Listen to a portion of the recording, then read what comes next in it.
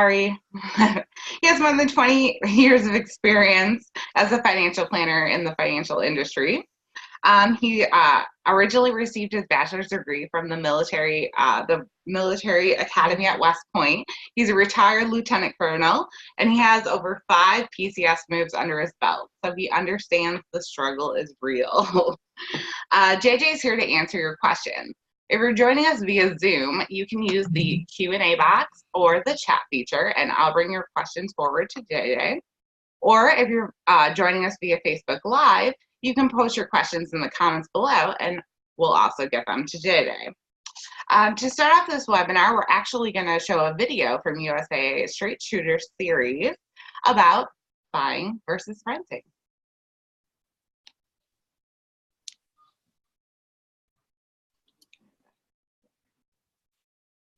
Maybe. There we go.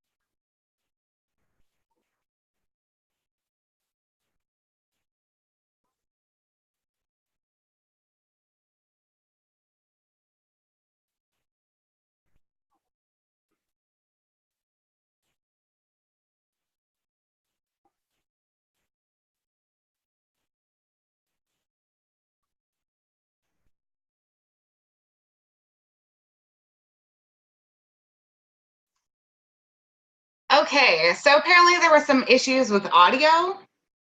So while we try to figure that out, we'll show the video again at the end.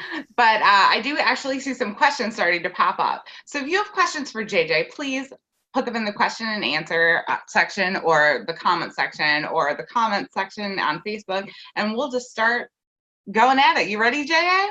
I'm ready. That was a great video. That was actually a planned strategy we had. We wanted to make it easier so people would go to youtube.com/USA and look at all those videos. Yes, exactly. All right. So let's start with some questions. All right. I felt pretty bad when you did my introduction, because I had 5 PCSs while I was on active duty. So I'm sure among this audience, that's fairly small in terms of what people have experienced. So the thing about military life is we get a lot of opportunities to make the buy versus rent decision, which can be a little bit scary. Yeah, absolutely. Absolutely. I mean, 1 PCS is stressful enough. So 4 extra or 5 extra is definitely 15 extra, right? Yeah. Exactly. One of the questions that we have is actually, what's the upside of buying versus renting? Well, the upside of buying would be the potential, and I use that word potential very strongly for equity to build equity over time. So it can seem like a waste to be spending money on rent and then leaving after 2, 3, or 4 years and having nothing to show for it, when theoretically you could buy a home, see some appreciation, pay down some of the mortgage balance, and create some equity. But that's again, only half the story, because there's no guarantee that's going to happen. So to me, though, that's probably the biggest upside is you've got that ownership. Right. Yeah. Another question is, how long do we need to be planning to live in a location for it to make sense to buy? Uh, so that's kind of a it's an interesting question. I don't think there's a set number. Somewhere probably 3 to 5. I would tend, as somebody who lived through, like a lot of people did, the Great Depression, 2008, or recession, 2008, 2009, and saw what happened to home prices. That kind of experience will leave you a little bit scarred and a little bit cautious. So personally, I would tend towards the longer, which would be roughly 5 years. But that doesn't necessarily mean you need to live there, because I think if you have the intent to be a landlord, or ultimately to come back to that property, your span of ownership may be longer than just that specific duty station, the time you're on station. So, but I think certainly real estate is a long-term proposition, and it's an equity, and that means it can go both up and down in terms of value. Okay. All right. I've got a question about financial preparations. What should be made regardless if you are renting or buying? Get some cash up. I mean, one of the things I love about military life and home buying is the ability or opportunity to be able to use a VA loan. And one of the upsides of a VA loan is that you have no required down payment, unlike a lot of your civilian counterparts who, in order to avoid PMI, in a lot of cases may have to come up with a significant down payment, maybe up to 20% of the value of the home. So as a VA user, or a VA home loan user, you don't have to have that down payment. But at the same time, to me, it makes a lot of sense when we talk about preparation to have cash, because typically there's going to be closing costs. You don't necessarily want to roll those all into the loan, which you might be able to roll a significant amount into the loan. But as anybody who's owned a home, and I'm speaking from recent experience, so I've been a homeowner here for a number of years in San Antonio, and 2 weeks ago when I was on the road, of course, our house got struck by lightning, and so we have a dishwasher that went out, garage door opener, ceiling fan, fireplace, sprinkler system, a whole array of things that went out. Now we have homeowners insurance that covers that, but we also had a $2,000 deductible. So there's just another real life example of why it makes sense to have a good cash cushion before you go buy a house. So cash cushion. I lost my train of thought there. The question was, what? The question was, sorry, I got a lot of questions going on here. I got carried away thinking about the lightning. Yes. I believe it was the upside of buying versus renting, or financial preparations. I'm sorry. Like what financially, what should you do to prepare? All right. So cash makes sense. I think one of the things you want to do well in advance is check your credit report and credit score to make sure that when you go to get that loan, you get the best loan, the best interest rate. That would be one of those preparations. I think doing a budget with the total cost of the home ownership and everything that's going to be associated with that, because you can get pre-approved or pre-qualified through some lender, and they'll tell you how much you can borrow, but really you're the best person to determine how much you should borrow. And oftentimes, if you use what a lender will loan you to be your guide, you could be in real trouble in terms of getting stretched too far. So I think if you look at the CFPB and their total debt ratio, including your house, can be like 43%. And when you start looking at those numbers, that could lead you to an astronomical home purchase in terms of maybe buying more house than you really should or want to. Yeah. Another question is, if we do decide to buy, what additional hidden costs are there as far as closing and inspections and Lighting and yeah. So typically, I think for planning purposes, probably 5 to 7% of the home value is what you're going to see in terms of closing costs. And I think that that's an important number because it's going to happen both on the buy and the sell side. So sometimes when people are trying to make an assessment of whether they should buy or rent, they're looking at, well, how much is the house going to appreciate over the 3 years or 2 years or 4 years that I'm here? And they leave out the fact that there's going to be 10 to 15% of cost involved in buying and the selling of the house. So I think for planning purposes, that's a fair number. Again, there are workarounds, there are ways to roll that into the loan, but ultimately it's still going to be an expense. Aha. Another good question is about credit score. What is the ideal credit score for either renting or buying? 850 would be your best score. No, I think anything above 750 is considered generally a good score. And so that's going to be the best, certainly in terms of buying and getting the best rate. As far as renting, it can't hurt either. So I think one of the things that you'll want to know before you go into the process, like we just said earlier, is where do I stand? In order to qualify for a loan, you certainly don't need a 750, but you could certainly not guarantee, but you could ensure that you're getting the most competitive rate by having the best credit score.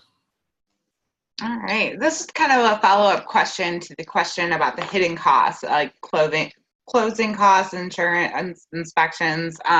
Can those all be rolled into a mortgage? There are certain, and I don't have the list right in front of me. There are certain types of costs that can be rolled into the mortgage, and the VA is very specific if you're using a VA loan, which ones those are. So you want to check with your lender on that.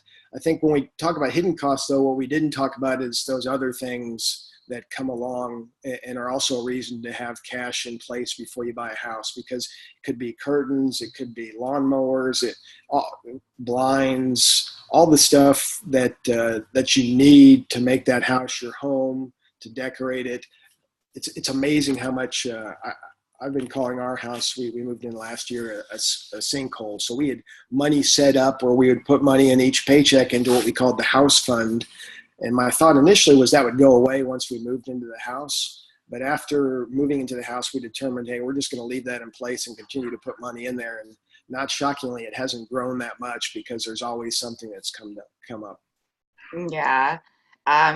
Is it financially responsible to buy a house unseen? With military families, a lot of times when we're PCSing, as you know, we kind of just like go on realtor.com and say, oh, this one.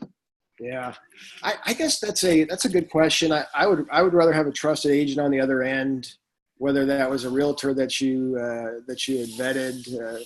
We have our program here at USAA where we have a network of realtors, or it may be your own network of friends and family that have gone out there and done the legwork for you. So sight unseen is a little bit scary to me, but again, I told you I kind of err towards the conservative on this. The other thing is, if you're moving into a new area, I think, Liz, as you and I were preparing for this, we talked about the idea of, hey, it can really make some sense to be on the ground for a little while, get a sense of the flow of traffic, the schools, where the kids' activities are, and so really get a sense of the community before buying right away and then making a purchase that you regret for one reason or another. So I think there can be some value into holding off just to get a sense of the community.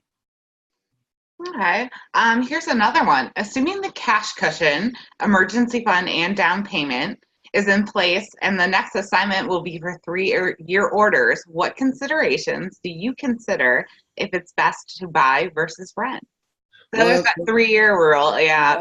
You hit that 3-year. So I still would love to see somebody who's committed to owning it for more than 3 years, even if it's on a contingency basis. So in other words, maybe I don't necessarily want to own it for 3 years, but if the market doesn't do what I hope it will do, I'm able to seamlessly transition, become a landlord, and move on to the next duty station without having this really submarine my finances. And so that goes back in a lot extent to the cash that in this particular case the person has. So I think that beyond that, I think you just have, I guess what I would say is you have to walk yourself through the what ifs.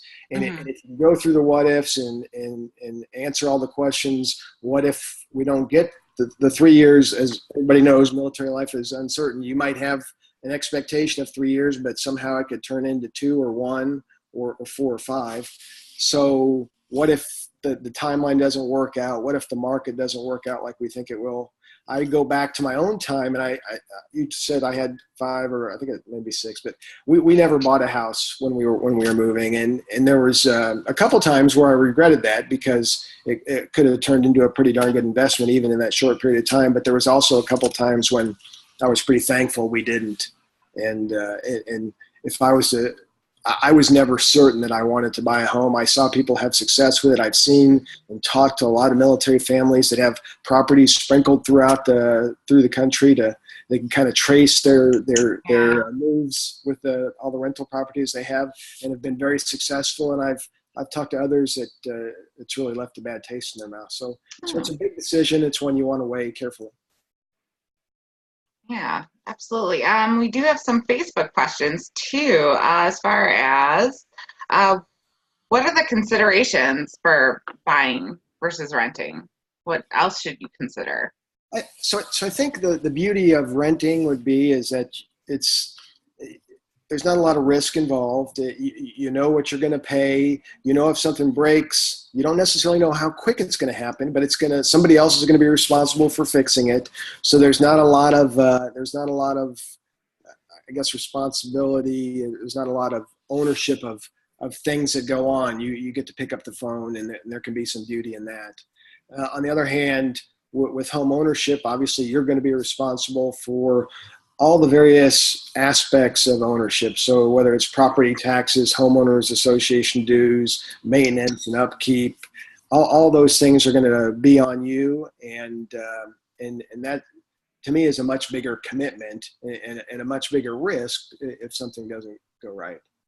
Right. Yeah, absolutely. So just some other questions as far as what is your typical time frame? I mean, I'm getting a lot of questions about we're going to be here for 6 years, we're going to be here for 3 years, but you pretty much said that 5 years is a good time frame for buying. Yeah, I think that's a great time frame. One of the things that you don't have in the military that you might have on the civilian side of the world is that assurance and that ownership of the decision in most cases to move. And so to me, that's a little bit of a wild card, but I think 3 to 5 years. But again, from my perspective, I'd like 5.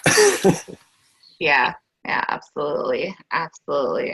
We have another Facebook question about somebody who's actually leaning more towards buying versus renting, and how they can best judge I guess that would be what your own financial circumstances are as far as how you can judge what's best for you.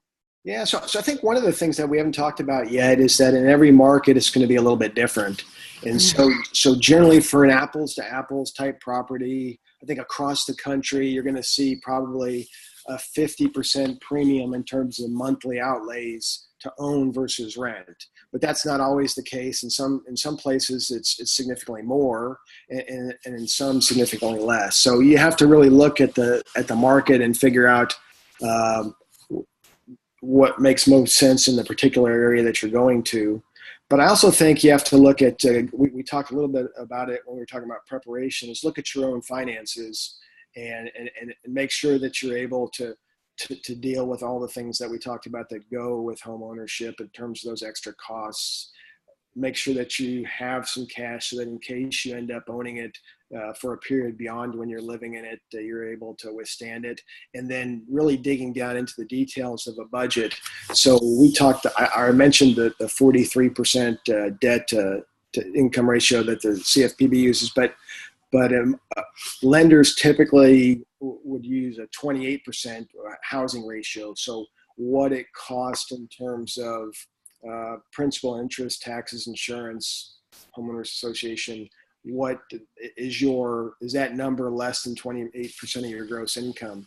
And at USAA, we would actually tighten that up a little bit and say, hey, if you can be in that 20 to 25% range, that would be even better. So if you're trying to figure out what makes sense, yeah, you want to look at the markets, you want to look at your own finances, you want to build a budget with the house or the potential house that you're looking at, and make sure everything fits together, the puzzle works.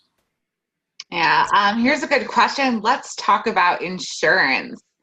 Renter's insurance. Why do you need it? Do you need it? Should you get it? Insurance for your house. Homeowner's insurance. Do you need it? Should you get it? Yeah, this is like a rapid fire. Holy cow. Yeah. So I think, so renter's insurance, that's one of those, I believe the number hovers typically around a third of renters actually have renter's insurance. Because homeowners have mortgages, and banks or lenders require homeowners insurance, a lot bigger percentage of homeowners have homeowners insurance. But the renter's insurance, I think, is important because it's going to protect your stuff. Your landlord or the government, if you're in quarters, is not going to protect your stuff. If something happens to the property, they're going to rebuild the property, and that's what they're responsible for.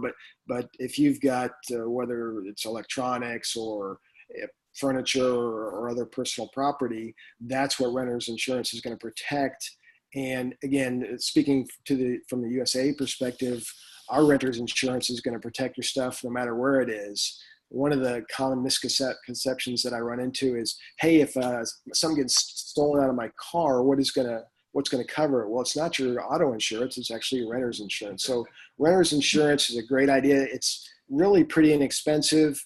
It's probably 20 to 30 bucks a month to get renter's insurance, and it protects your stuff. And it also provides liability insurance in case if you've got something that happens on your property and there's some sort of lawsuit that ensues, a renter's insurance affords protection. And if you're going to Europe, one of the things in Germany, they require you to have liability insurance if you have a dog. So if you're bringing your dog to PCS to Germany, renter's insurance would be a way to address that requirement. So renter's insurance, yes. I'll say yes. Yes. I think that's another aspect that we just don't think about or ever cover, is the fact that buying or purchasing property or renting property overseas off base when you're off a military installation, and the differences between, renting here in the States to renting in a location like Germany.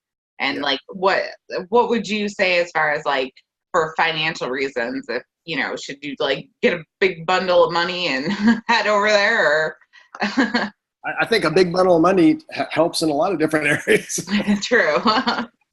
As we were talking about earlier, just relative to local communities or communities in the States, I think being overseas would oftentimes be a great opportunity if you can. If I've been to, I think the last one I remember specifically was Aviano, and there was a very limited amount of housing on the installation. So pretty much, if you were there, you're going to, and you weren't new to the Air Force in that case, you're going to be on the economy. So I don't know from a control standpoint how much you can control of that relative to, and I guess it's the same in the States too. A lot of installations, they're waiting lists for housing. But if I could, I'd want to get a lay of the land before I jumped right out there on the economy.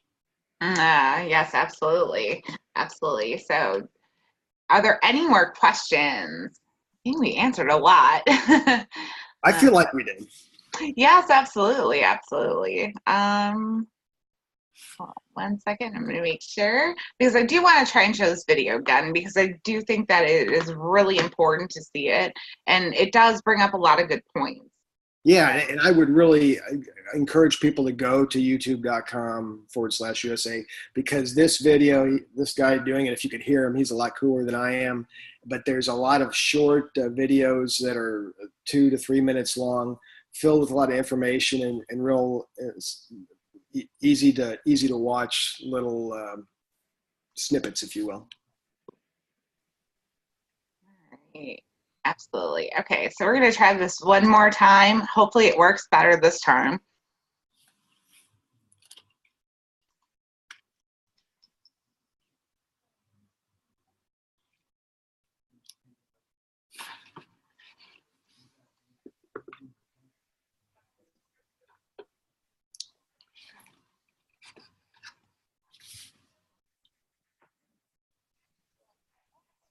Hmm.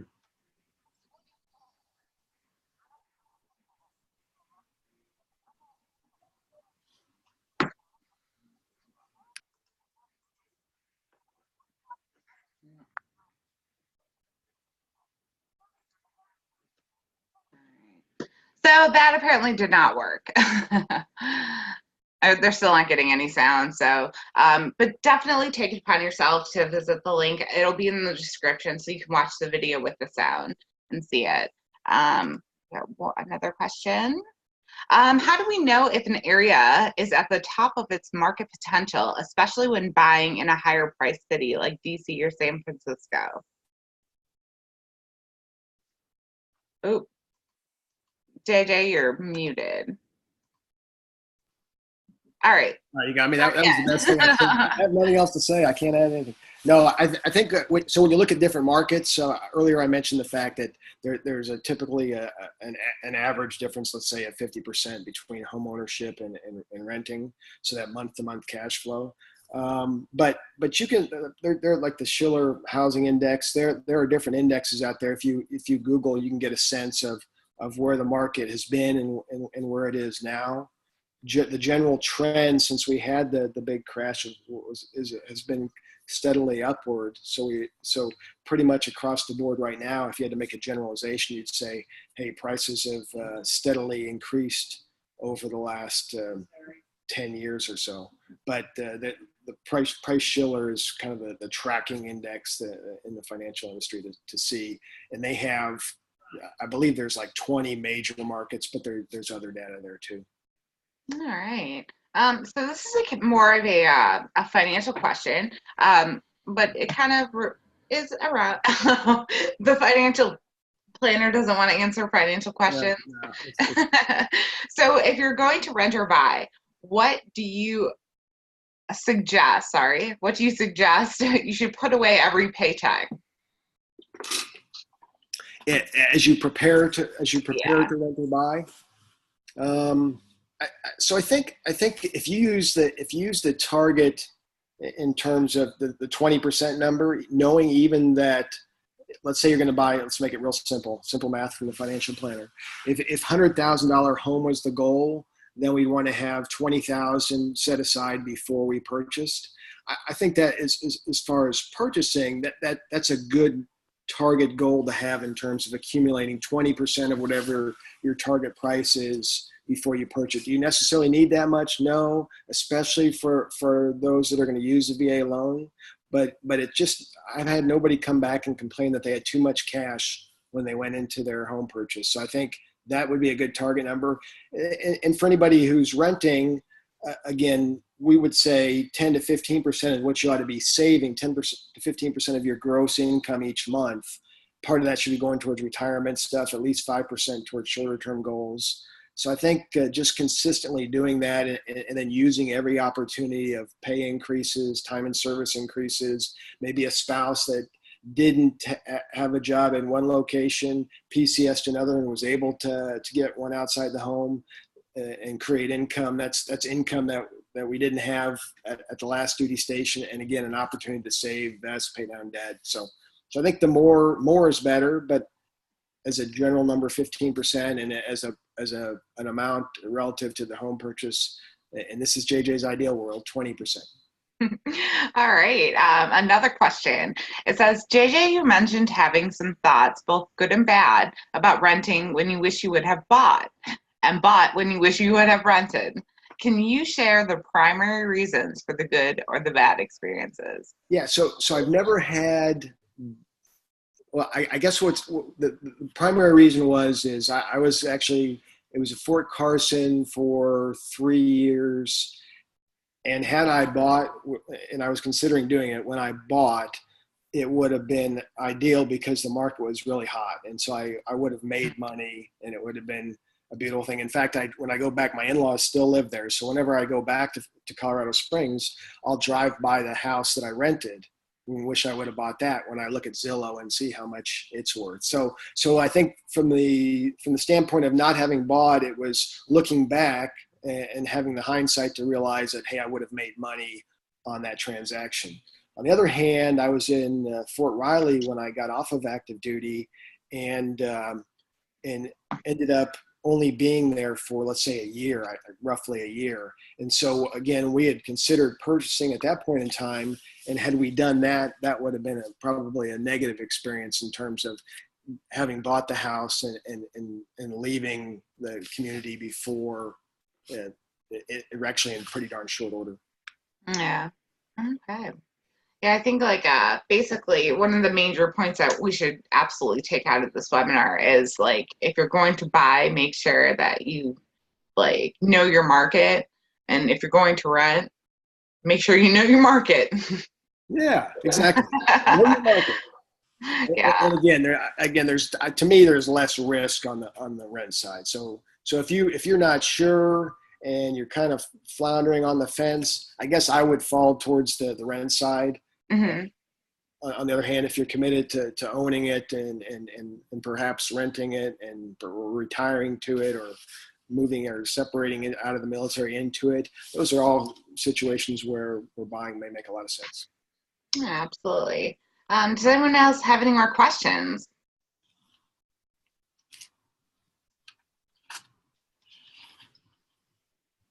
Oh, here's a good one. Lindsay wants to know, can you advise on how to best research the market?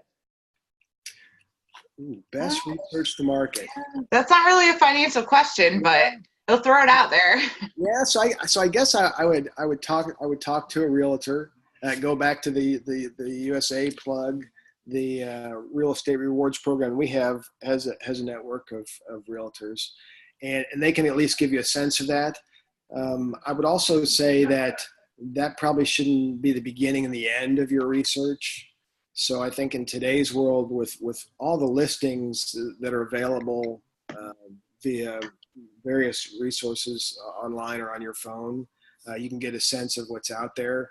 But I think knowing the community, to me, is the part it's hard to get there just by doing some reading or by looking at your phone or checking out the internet. So I think talking to people that have been there and getting a sense of what are the areas that you want to be in relative to your specific situation makes a lot of sense. So I think that's one thing that we have in the military, or you have in the military, is that community that somebody outside of the military might not have. Is typically somebody who's there, who has been there, that can give you some insights into the areas, and then that can kind of allow you to focus your research in terms of the specific real estate prices and the market in that area. But a realtor is a great place to start because they're living it every day.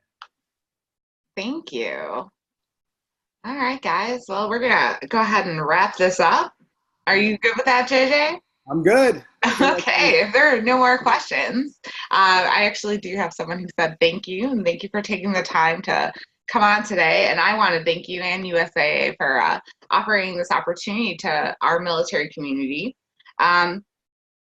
If there are no more questions, I want to make sure that I don't miss anybody.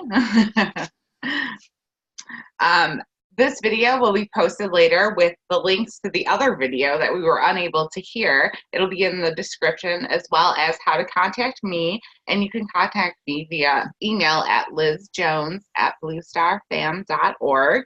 And it will have some other information and links in the description. So with that, thank you guys so much for joining us. And thank us again, JJ. Hey, thank everybody out there for doing what you do for us, and we appreciate that here at USAA, and I'm glad I could come spend a few minutes with you. Thank you. Have a great afternoon, everybody. Take care. Bye.